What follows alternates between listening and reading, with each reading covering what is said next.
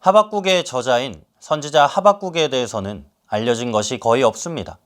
하박국은 그 이름 자체가 껴안는 자라는 뜻을 가지고 있기에 이해되지 않는 어려운 문제를 껴안고 씨름하는 자로 볼 수 있습니다.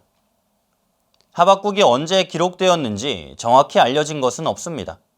1장에서 바벨론이 유다를 침략할 것이라고 기록된 부분이 있지만 이 사건이 얼마나 먼 미래에 벌어질 일인지를 확정할 수가 없습니다. 다만 바벨론이 앞으로 얼마나 큰 위협이 될지를 하박국이 잘 알고 있는 것으로 보아 하박국의 활동 기간은 아마도 요시야 왕이 죽고 므낫세와 아몬과 같은 악한 왕이 유다를 통치하던 시기에 기록되었을 것으로 여겨지기에 하박국은 주전 600년경에 기록된 것으로 추정할 수 있습니다.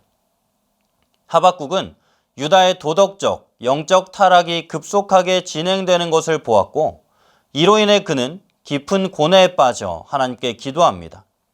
그런데 하나님의 응답은 하박국을 더욱 당황하게 했습니다. 어떻게 선하신 하나님께서 덜 악한 민족을 벌하시기 위해 더 악한 민족을 사용하신단 말인가? 자신의 머리로는 이해할 수 없는 문제로 인해 고뇌하던 하박국은 완전히 이해하지는 못하더라도 하나님께서는 반드시 선하게 해결하시리라는 것을 신뢰하는 법을 배우게 됩니다. 하나님께서는 비록 이해되지 않는 현실이라 할지라도 일하고 계셔서 공의를 행하신다는 것을 알게 하시고자 하박국서를 기록했습니다. 하박국서의 주제는 공의로우신 하나님을 신뢰하라는 것입니다. 하박국은 비록 악한 민족이 다른 악한 민족을 무너뜨리는 등 공의롭지 않은 일이 눈앞에 벌어지고 악이 득세하는 것처럼 보인다 하더라도 하나님께서는 반드시 모든 민족을 심판하실 것이라 말씀합니다. 그렇게 하박국은 하나님의 백성된 우리가 하나님의 일하심을 다 이해할 수는 없어도 하나님의 의로우심을 믿어야 하며 그 가운데서도 의인은 그의 믿음으로 말미암아 살 것이기에 하나님을 향한 믿음을 굳건히 해야 한다고 말씀하고 있습니다. 먼저 하박국 1장 1절에서 11절은 하나님께서는 왜 불의를 그냥 두시는가에 대한 하박국의 질문과 그에 대해 갈대아 사람이라고 불리는 바벨론을 통해 불의를 심판하시겠다 하나님께서 말씀하십니다. 둘째로 하박국 1장 12절에서 2장 20절에서 하박국은 더 악한 자인 바벨론을 통해 덜 악한 유다를 심판하시는 것은 공의롭지 않다고 하나님께 불평합니다.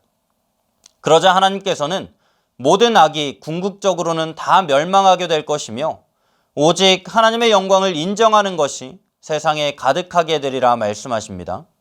셋째로 하박국 3장은 하나님의 말씀으로 인해 하나님의 공의는 반드시 성취되리라는 확신을 가진 하박국이 비록 현재는 고난과 환난의 연속이라도 하나님만을 찬양하겠노라고 고백하며 하나님의 심판이 집행되는 가운데서도 의인은 반드시 살리라는 신앙 고백적인 선포로 마무리되고 있습니다.